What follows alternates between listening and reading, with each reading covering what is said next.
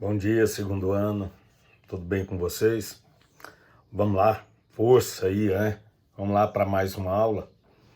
Agora, módulo 4, capítulo 11. Filosofia, tá? Módulo 4, capítulo 11, vai falar sobre quem? Kant. Kant é um filósofo de grande importância, principalmente para o Enem. Eles dão muita ênfase na filosofia kantiana. Então eu quero que vocês fiquem bem atentos, não é difícil, é muito tranquilo.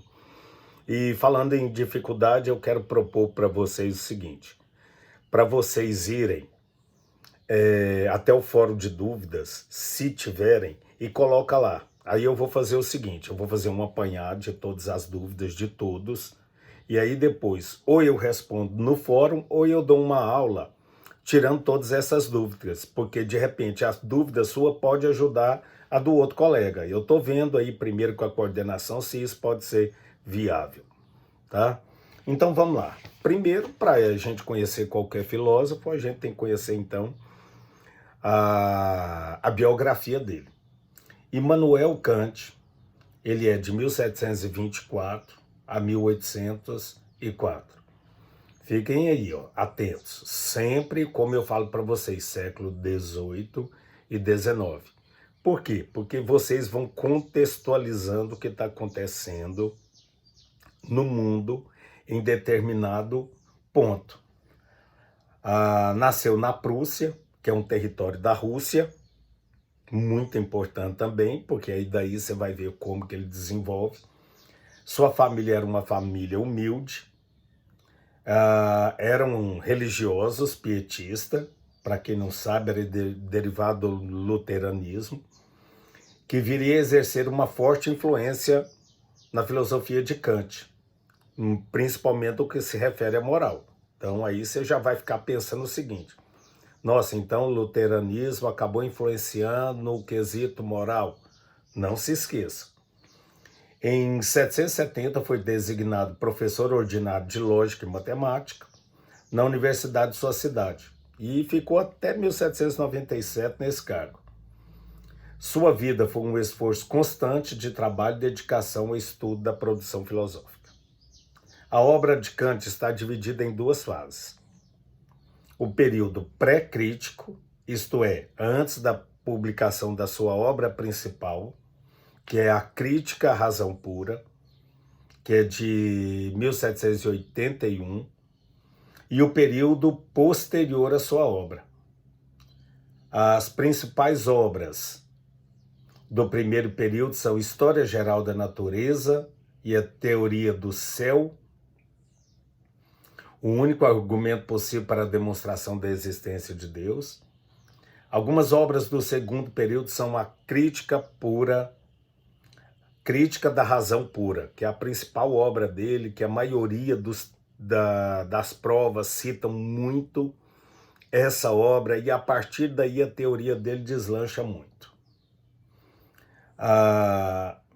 Então agora vamos começar um pouco da teoria dele, para depois, não essa aula, mas a aula que vem, aí a gente entra literalmente dentro da teoria dele.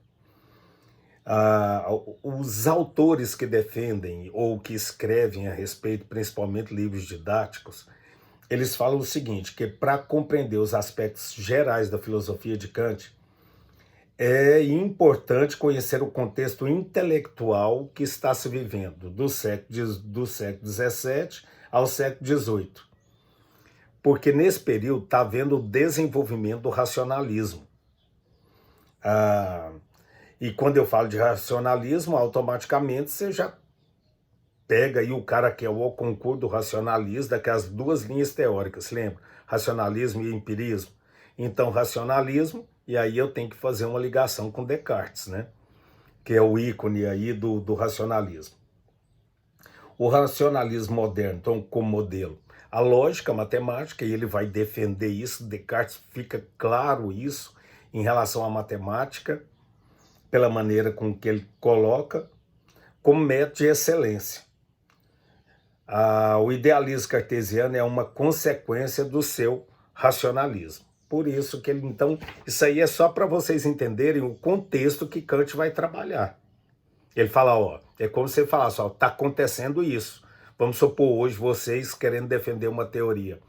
Gente, ó, a teoria que vocês defenderam em relação à política é que hoje vocês foram muito influenciados pela bagunça política que o Brasil tem vivido. Então, nesse momento, quem é que estava defendendo alguma coisa? Descartes, e foi muito... ele um grande defensor do racionalismo, então, a partir daí, ele também cria. E ele fala o seguinte, conhecemos as coisas, mas as conhecemos por meio de ideias, que estão em nossa subjetividade. Portanto, haveria uma correspondência entre a ideia que temos das coisas e as coisas em si mesmo. Essas ideias inatas seriam a priori, isto é, estariam em nós desde sempre e seriam ativadas para explicar a experiência sensível. Ele está dando uma continuidade daquilo que Descartes falava, ele está falando que existe, então, aquilo que eu conheço, o que temos, a ideia que temos de a coisa e a coisa em si mesmo. Então, ele está querendo chegar nesse ponto. Para eu conhecer, mais uma vez, a ideia que temos de uma coisa e o que é a coisa em si mesmo. E aí, dentro desse contexto todinho, ele fala assim, ó, destaca ainda-se a física moderna, desenvolvida por Isaac Newton, junto com o desenvolvimento da física, e há o empirismo de Locke, Berkeley e Hume. E a crítica ao idealismo cartesiano. Então ele tá falando o seguinte, ó gente, o momento é esse, aonde várias coisas estão acontecendo, aonde esses teóricos estão desenvolvendo isso, ele pega então e vai desenvolver o chamado Kant e o conhecimento da realidade. Ele vai falar então, mais uma vez, se a gente fizer assim a grosso modo, vocês vão ver que a maioria dos filósofos, eles querem o quê? Se aproximar da verdade, da realidade e do conhecimento. Então ele pega agora o conhecimento da realidade. Vamos ver como que ele começa. Ele começa falando assim, ó. Na filosofia de Descartes, uma das vertentes filosóficas que inspirou Kant, há dois seres fundamentais no mundo, que ele dá o nome aí, que é a coisa pensante e a coisa extensa, que vem escrito sempre em prova, vocês vão ver assim, ó, res cogitam e res extensa. Ambos têm em comum o quê? O ser, tanto um quanto o outro, tanto a coisa pensante quanto a coisa extensa, vai ter o ser que é presente nos dois. E ele vai dizer o seguinte, o fundamento desse ser está em Deus. Interessante, né? E é Deus quem consegue fazer a união entre os dois, o res cogito e o res extensa. Quem consegue fazer isso seria Deus, tornando possível assim o conhecimento. Deus garante que as ideias que temos do mundo correspondam às coisas, às próprias coisas do mundo. Então, assim, Deus é responsável por aquilo que, então, tem no mundo e a capacidade que eu tenho de conhecer. Olha aqui, ó, que as ideias que temos do mundo, então a ideia que eu tenho do mundo, correspondem às próprias coisas do mundo. Quem é responsável? Deus. Mas segura, ainda não fica pensando assim, é um filósofo, então, que vai levar para o lado totalmente espiritual? Não, ele não nega e ele fala da responsabilidade que tem Deus. Pode-se afirmar, então, que a metafísica clássica ela é realista. O que quer dizer que o conhecimento é o conhecimento das coisas mesmas. Então eu vou pegar a coisa e conhecer aquilo do qual eu estou olhando. E as coisas do mundo estão fora de mim, isto é, são transcendentes a mim.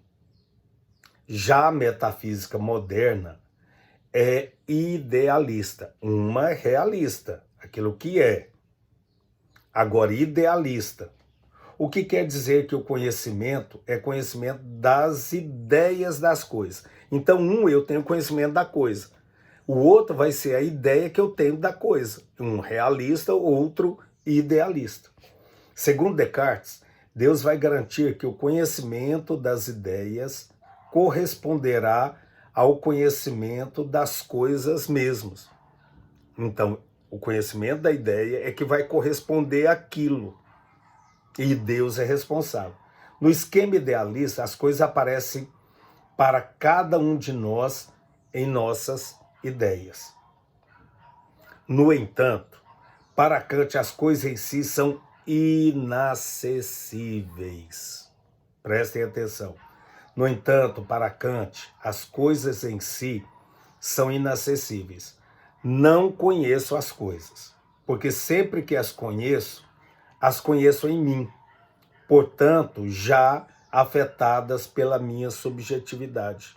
É o seguinte, existe uma coisa, eu as conheço, mas devido à minha subjetividade, isso então vai se tornar mais complexo. Por quê? Porque eu sou subjetivo. Eu pego alguma coisa, vou estudar sobre aquilo. Vai ter uma complexidade naquilo porque eu sou subjetivo. É você pensar na capacidade que você tem de entender muitas coisas. Então, quando eu pego um determinado objeto e eu vou fazer uma análise daquilo, já está dizendo que eu sou uma pessoa que tem essa capacidade, essa subjetividade. Então, prestem atenção. As coisas em si, Kant chama de número. Ele diferencia, então, dois elementos, aquilo que é dado e aquilo que é posto. Então, nós temos aquilo que é dado e aquilo que é posto. Então, o que é aquilo que é dado?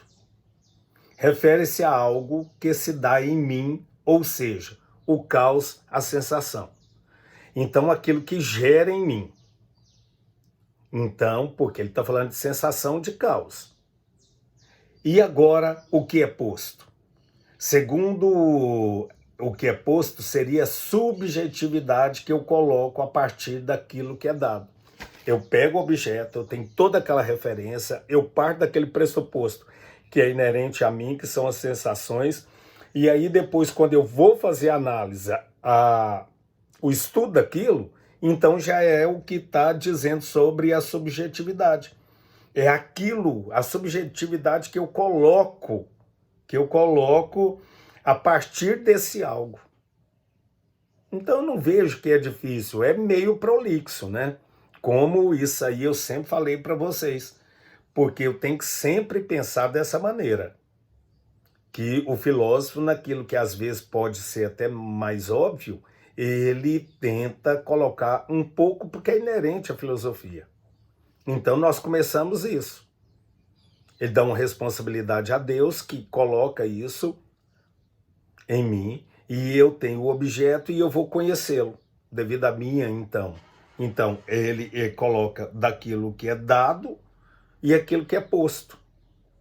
Então, eu tenho aquilo e eu vou fazer análise a partir, então. Eu enquanto um ser subjetivo, é claro que as coisas não vão, então, se tornar tão assim. E aí ele termina, por esse motivo não é o pensamento que se adapta às coisas, mas o inverso. As coisas que se adaptam ao pensamento. Esse é o sentido da Revolução Copernicana que nós vamos falar na aula que vem.